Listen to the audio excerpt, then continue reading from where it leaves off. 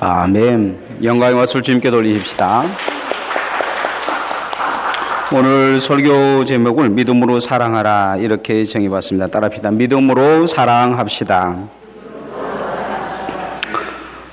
여러분 문자 많이 보내시죠? 요 근래에 전 세계 사람들이 문자를 보내는데 가장 많이 쓰는 단어가 무엇인가 연구를 해봤더니 하트 표시라고 합니다.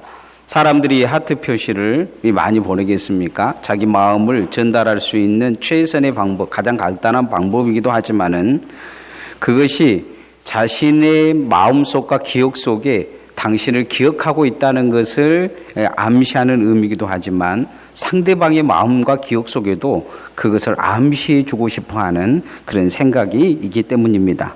그런데 그렇게 바라고 소원하면서 사람들이 또 사랑하고 사랑받기를 그렇게 원하는데 대부분의 사람들의 삶 속에 보면 제대로 사랑을 하는 사람들, 온전히 모든 사람들을 사랑하고 사람들과 평화하게 지낸 사람들은 그다지 많지 않다는 것입니다.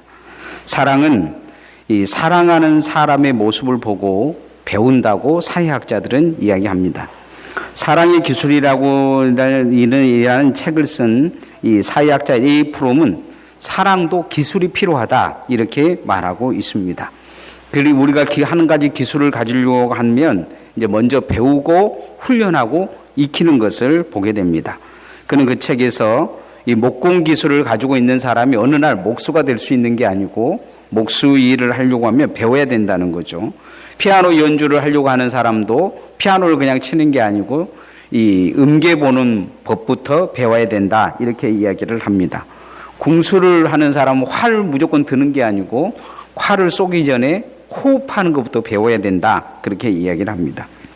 이처럼 사랑도 얼마나 배우고 익히냐에 따라서 그 사람의 사랑의 형태가 달라진다 이렇게 이야기하고 있는 걸 보게 됩니다. 우리 주변에도 보면 사랑을 잘못 배워서 잘못된 사랑을 하는 사람들이 많이 있습니다. 이런 사람들 때문에 괴롭고 힘들어하는 사람들이 있어요. 집착증이라는 것이 있죠. 누군가를 너무 집착해서 사랑해서 다른 사람이 그 사람을 사랑하는 것을 용납하지 못하는 거예요. 그래서 가끔 보면 살인도 일어나는 모습을 보게 됩니다. 남녀 간의 사랑도 부부 간의 사랑도 의처증이라는 사랑이 있죠. 너무 부인을 사랑해서 다른 사람이 곁에 가지 못하도록 하는 그런 사랑이 이게 잘못 배운 것이죠. 이것이 사랑이 아닌 것은 아닙니다. 다만 뒤틀린 사랑인 것이죠. 이러한 사람들은 진정으로 사랑하는 법을 배우지를 못한 거예요. 칭찬하고 격려하고 행복하게 사는 법을 배우지를 못한 것입니다. 이유는 그 삶 속에서 그 사랑을 받지 못하고 살았기 때문입니다. 그리고 평생 잘못 사랑을 해온 거죠. 어떤 사람들은 자기 가족만 사랑하는 사람들이 있어요. 그래서 자기밖에 몰라요. 사람들은 그 사람 보면 자기밖에 모른다고 생각하는데 본인은 그렇지 않아요. 이불을 열면 사람들이 왜 나를 사랑 안 해주냐는 거예요. 왜 내 가족을 사랑 안 해주냐 이렇게 이야기를 해요. 이유는 그가 뒤틀린 사랑을 하고 있기 때문이에요.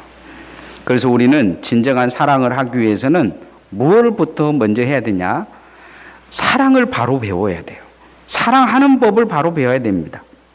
누가 진정한 사랑을 하고 있다? 성경은 말하고 있냐면 예수님이 진정한 사랑의 대상이요 사랑의 방법을 가지고 계시고 우리에게 가르쳐 주고 있다 이렇게 말씀합니다. 그래서 우리는 예수님의 사랑을 익혀야 됩니다.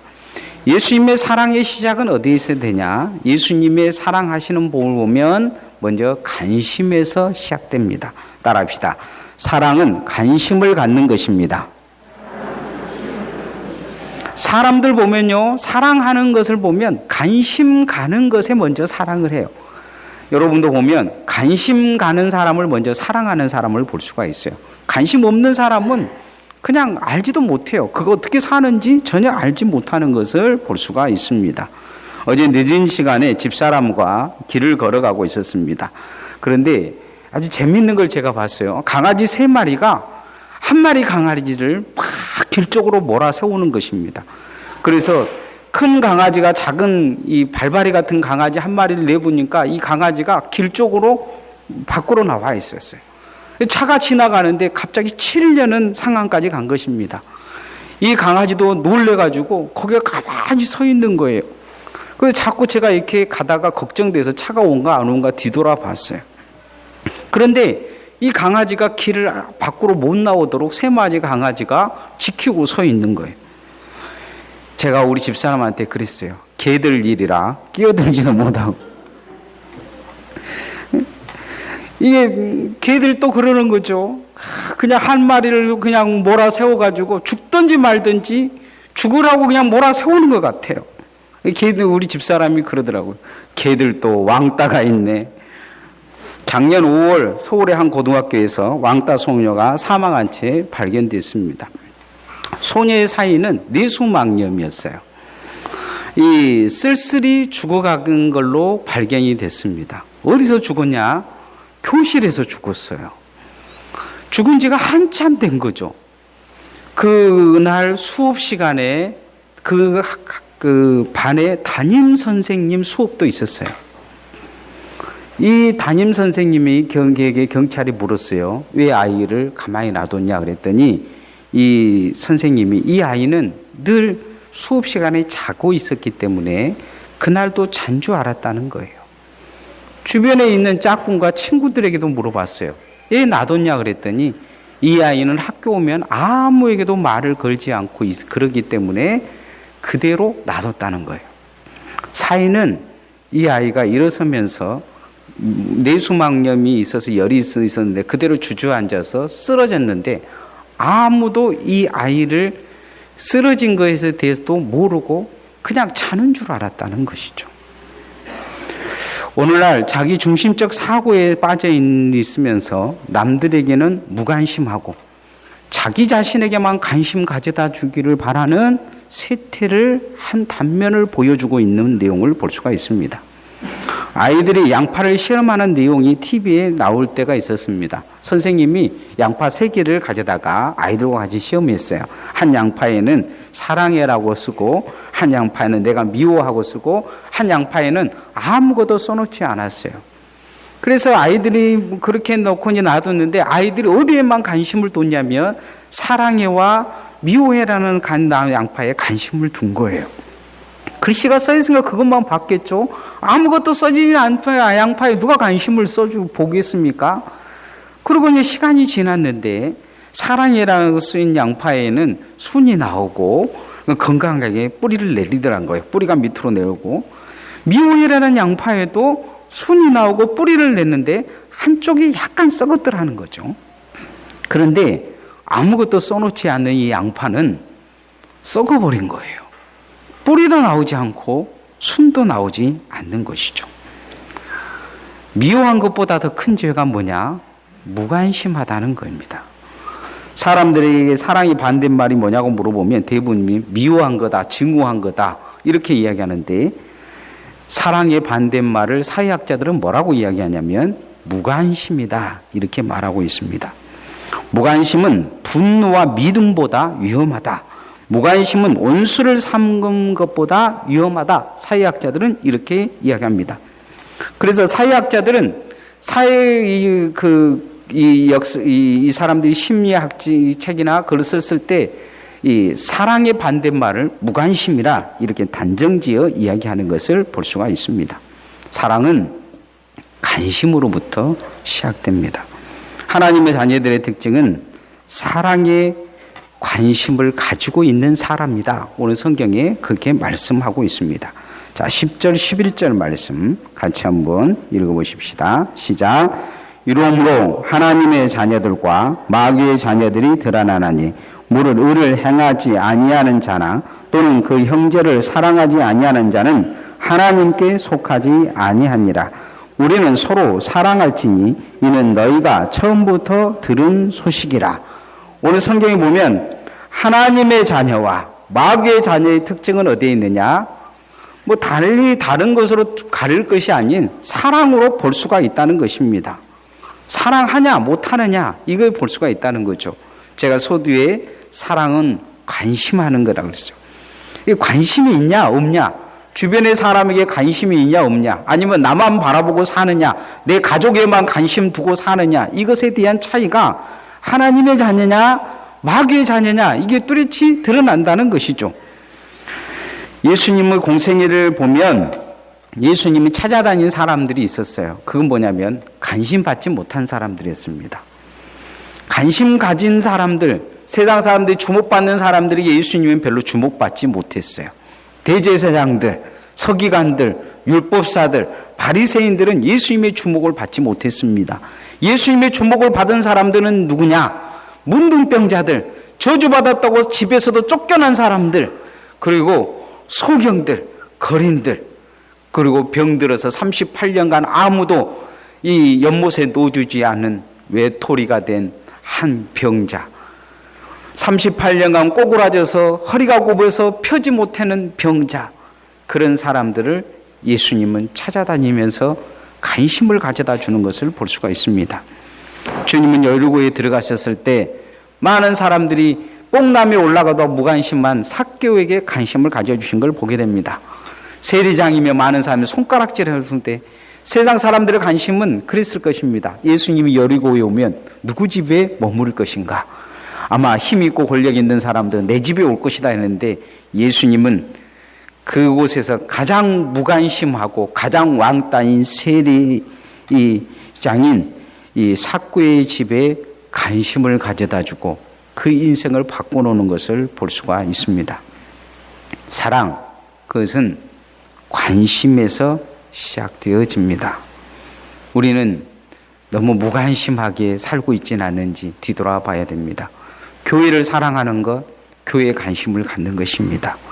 성도를 사랑하는 것, 성도들에게 관심을 갖는 것입니다. 우리가 하나님 앞에 관심을 갖는 자가 하나님의 자녀다. 오늘 성경은 그렇게 말씀하시는 것입니다. 그렇게 사랑에 관심을 갖는 성도들 되어지기를 소원합니다. 오늘 옆에 있는 분이 아침밥은 먹고 왔는가 안 왔는가 관심 가져주는 것이 사랑입니다. 아프지는 않는가 관심 가져다 주는 것이 사랑입니다. 전번 주에 교회를 안 나왔는데 왜 나 안 나왔을까? 관심 가져다 주는 것이 사랑입니다. 오늘 제가 전번 주에 김춘자 집사님 안 나왔는데 오늘 또 안 나오셨어요. 그래서 아플까? 아니면 교회를 요즘은 아파서 그냥 교회를 안 나와버리시겠다고도 하는 소식이 좀 들렸는데 아예 안 나오려고 마음을 먹으셨을까? 그런 생각이 이게 드는 것이죠. 우리가 어떻게 사랑을 해야 되느냐? 조금만 관심 가져주면 사랑할 수 있습니다.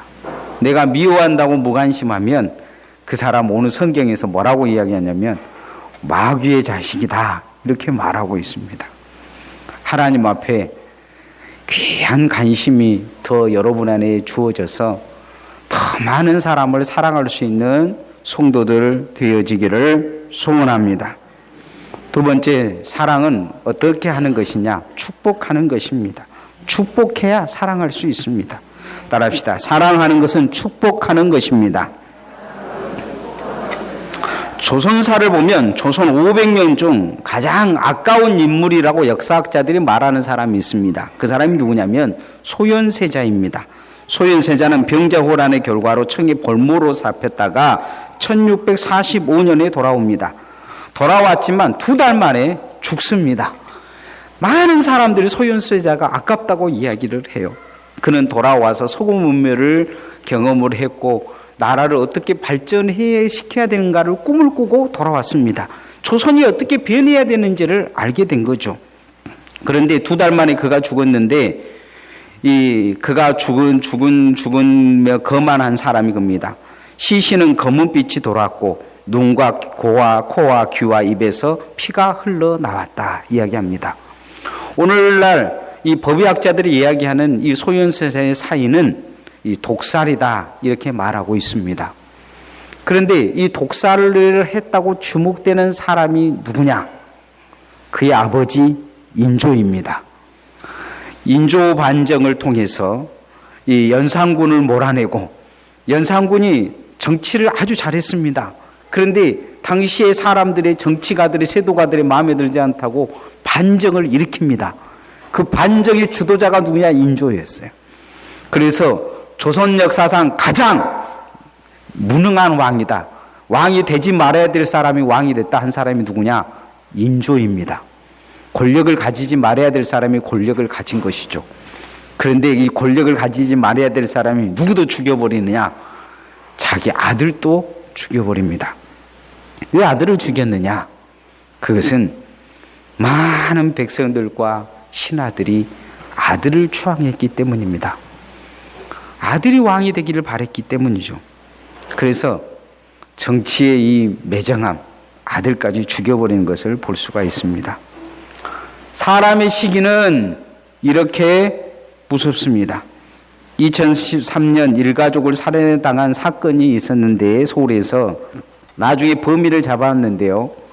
이 범인이 누구였냐면 그 일가족을 죽인 그 부인, 그 죽은 부인의 가장 친한 동창생 여자친구가 이 일가족을 죽인 것입니다. 왜 죽였냐? 경찰이 물었어요. 물었더니 너무 행복하게 사는 것이 꼴보기 싫어서.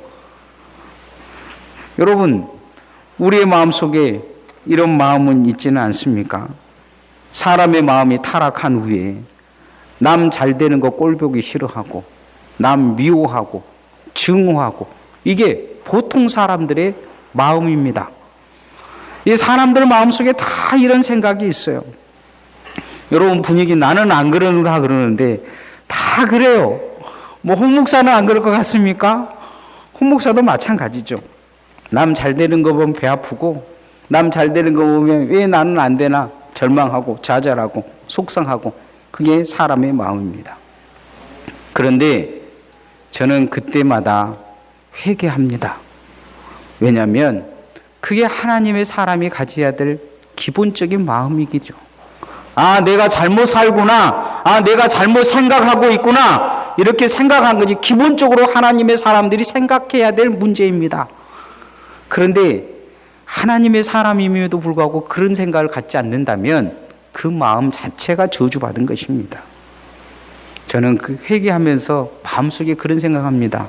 주님, 내 나쁜 마음대로 생각하도록 이루어지지 말게 하시고 그 사람을 축복해 주십시오. 왜 그렇게 해야 됩니까? 그것이 우리가 하나님의 사람이기 때문입니다. 내가 저주되어 하는 마음에 이미 길들여졌다는 것을 인정하고 사는 것입니다. 그러면서 주님이 하시는 말씀이 기도처럼 내 뜻대로 하지 마시고 주 뜻대로 이뤄달라고 우리는 축복해달라고 기도해야 될 줄 믿습니다. 늘 남이 못되기를 바라고 그렇게 말하고 사는 우리에게 오늘 성경은 그렇게 살지 말라고 말씀하고 있습니다. 자, 12절에서 15절 말씀 같이 한번 읽어보십시다. 시작. 가인같이 하지 말라. 그는 악한 자에게 속하여 그 아우를 죽였으니 어떤 이유로 죽였느냐? 자기의 행위는 악하고 그의 아우의 행위는 의로움이라. 형제들아, 세상이 너희를 미워하여도 이상히 여기지 말라. 우리는 형제를 사랑함으로 사망에서 옮겨 생명으로 들어간 줄을 알거니와 사랑하지 않는 자는 사망에 머물러 있느니라. 그 형제를 미워하는 자마다 살인하는 자니 살인하는 자마다 영생이 그 속에 거하지 아니하는 것을 너희가 아는 바라. 옆 사람한테 이야기하지 한번 물어봅시다. 오늘 성경을 그냥 그렇게 살지 말라는데 딱 그렇게 살지 맙시다. 네? 오늘 성경에 그렇게 살지 말으라고 이야기했잖아요. 이유는 뭐냐? 우리가 하나님의 사람이기 때문입니다. 그렇게 살지 말라는 이유는 바로 축복하며 살아라는 것입니다. 성경은 사랑하지 않고 시기하고 질투하는 마음고 축복하지 않는 마음이 뭐 하는 것이냐? 살인한 것이다. 이렇게 말씀합니다. 성경의 대표적인 사람을 들어서 누구를 이야기하고 있냐면 가인을 이야기하고 있습니다. 동생 잘 되는 것이 꼴보기 싫은 것이죠. 어찌 보면 인간적으로 보면 동생 잘 되는 것이 정말 좋고 동생 잘 되는 것이 행복해야 되지 않습니까? 근데 동생 잘 되는 것이 꼴보기 싫을 정도가 아니고 죽이고 싶을 정도가 아니고 죽여버린 것입니다. 이게 사람의 마음입니다. 예수님의 비유 중에도 그런 사람이 나와요. 탕자의 형입니다. 죽은 줄 알았는 동생이 살아나와서 아버지가 기뻐서 잔치를 베풀고 옷을 입히고 이렇게 난리 법석을 트는데 이 형은 아버지에게 조용히 찾아가서 그럽니다. 아버지, 그럴 수가 있습니까? 내가 아버지 옆에서 그렇게 살 때는 이 돼지 한 마리도 안 잡아주더니 그 난리를 칩니까? 이렇게 이야기를 하는 거죠. 동생은 그 아버지 앞에 회개하며 그렇게 이제 새 인생을 살겠다고 그러는데 형은 동생 살아온 것이 하나도 안 기쁜 것입니다. 이 마음으로 우리가 신앙생활 한다면 하나님이 기뻐하시겠습니까? 우리가 늘 우리 마음속에 무슨 마음을 가져야 되냐? 축복하는 마음으로 살아야 될 줄 믿습니다. 한 생명이라도 주님 앞에 돌아온 것을 감사하고 축복해야 됩니다. 건져내는 삶이 되어야 될 줄 믿습니다. 그래야 교회도 평안하고 가정도 평안한 것입니다. 내 부모를 축복하는 것 어쩔 때는 어렵고 힘들 수 있습니다. 내 부모가 아니었을 때도 힘들 수도 있죠. 핏줄이 아닌 경우는 더 힘듭니다. 그러나 하나님 앞에 축복하고 살아야 될 줄 믿습니다. 형제들도 마찬가지요. 자녀들도 마찬가지입니다. 우리는 축복하는 마음으로 더 길들여져야 됩니다. 왜냐하면 저주하고 욕한 것으로 날마다 그렇게 길들여져서 더 이제 아주 반들반들에게 생각하지 않아도 입으로 저주가 나오고 생각하지 않아도 그냥 남 욕하고 그렇게 비방하고 시기하고 그렇게 살지 않습니까? 이미 무의식 속에 깊이 이 저주가 잠들어 있습니다. 이걸 어떻게 바꾸겠습니까? 이제 무의식을 의식으로 끌어올리는 것은 불가능하나 의식은 바꿀 수 있습니다. 우리가 날마다 생각하며 축복하며 사는 것입니다. 그게 살리는 것이요, 그게 많은 사람들에게 예수 그리스도의 덕을 비치는 하나님의 사람들의 삶입니다. 그렇게 다 자신을 낮춰서 내가 남을 저주하는 인생이라는 것을 기억하고 축복하고 살기를 소원합니다. 다 사랑하며 사는 성도들 되어지기를 소원합니다. 마지막 예수님의 사랑은 성숙한 사랑인 것을 보게 됩니다. 진정한 사랑은 예수님처럼 성숙한 사랑을 해야 됩니다. 따라합시다. 예수님처럼 성숙한 사랑을 합시다. 사람이 사람을 사랑하는 것이 쉽지는 않습니다. 근데 가장 쉬운 사랑이 있어요. 그건 뭐냐면 자기 사랑입니다. 다 자기는 사랑해요. 그렇지 않아요? 누가 뒤에서 여러분 욕하면 싫어할 사람 누가 있습니까? 다 좋아합니다. 자기 가족은 다 사랑합니다. 자기 가족은 아낄 줄 알아요. 남 가족은 아낄 줄을 모릅니다. 남이 자기 가족 안 아껴주면 막 난리치고 욕하고 막 비방하고 그런 사람들 있습니다. 자기 사랑은 할 줄 아는 것이죠. 우리 아이들도 보면 우리 아이들에게 제가 뭐 맛있는 걸 먹고 있으면 아들한테 가서 그래요. 하나만 줘. 그러면 하나만 딱 줍니다. 제 생각에는 하나만 줘 그러면 한 주먹 줄 줄 아는데 새우깡 그 봉지를 큰 봉지를 먹고 싶으면서 하나만 줘 그러면 딱 하나 줍니다. 어쩔 때는 그 하나 얻어먹기 위해서 옆에서 알랑거리고 아부해야 될 때도 있습니다. 그런 상황에서 제가 마음속에 그런 생각이 아들 보고 아빠 죽으면 너 아빠를 위해서 목숨 걸 수 있어? 이렇게 물어볼 필요가 없습니다. 왜냐하면 목숨 걸 일이 없기 때문이죠. 이게 어린아이들의 사랑입니다. 자기 중심적인 사랑이죠. 그러나 이 아이가 조금씩 성장해서 가정을 이루고 자녀를 이루면 성숙해집니다. 어떻게 성숙해지냐? 자기 자식을 위해서는 목숨 걸 줄 압니다. 자기 가족을 위해서는 목숨 걸고 지켜낼 것입니다. 왜냐하면 성숙해졌기 때문이죠. 근데 예수님은 이러한 성숙에서 이제 남을 위해 죽을 수 있는 성숙, 주님을 위해서 죽을 수 있는 성숙, 교회를 위해서 죽을 수 있는 성숙으로 나오라고 요구하고 있습니다. 예수님의 제자들도 처음에는 어린아이 같은 모습의 수준을 사랑을 했습니다. 말은 주님 죽으러 가니까 우리 같이 죽으러 가자 도마처럼 이야기를 했지만 마지막 십자가의 사랑에서 죽기는커녕 다 버리고 도망가 버립니다. 그런데 이 예수님의 십자가의 사건 이후, 부활의 사건 이후 성숙해집니다. 초등학생들처럼 말하고 행동했던 이들이 교회를 위해, 성도들을 위해, 주님을 위해 기꺼이 순교합니다. 성경은 주님을 아는데 주님의 은혜와 예수님을 아는 지식에까지 자라가라고 우리에게 요구하고 있습니다. 무슨 말씀입니까? 성숙해지라는 말씀입니다. 16절에서 18절 말씀 같이 한번 읽어보십시다. 시작. 그가 우리를 위하여 목숨을 버리셨으니 우리가 이로써 사랑을 알고 우리도 형제들을 위하여 목숨을 버리는 것이 마땅하니라.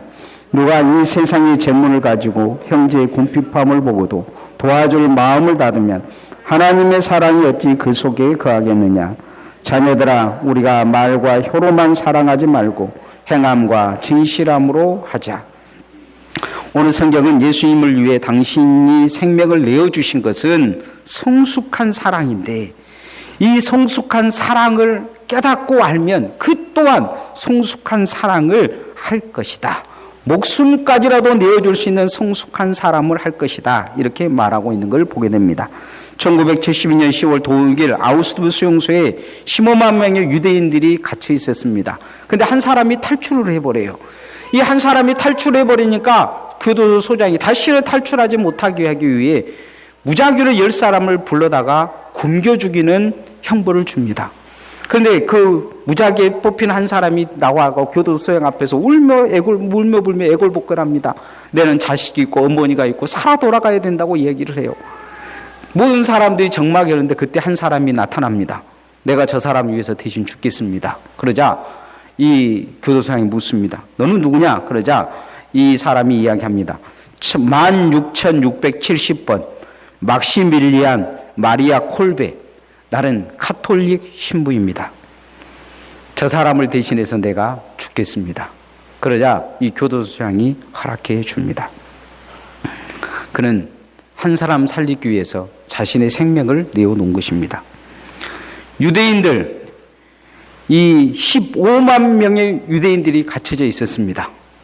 15만 명의 유대인들이 갇혀져 있었는데 하나님을 잘 믿는다 하고 날마다 율법을 외우고 있는 이 사람들, 누구도 대신 죽어주겠다고 나서는 사람이 한 사람도 없었는데 이 카톨릭 신부 한 사람이 죽겠다고 나섰습니다.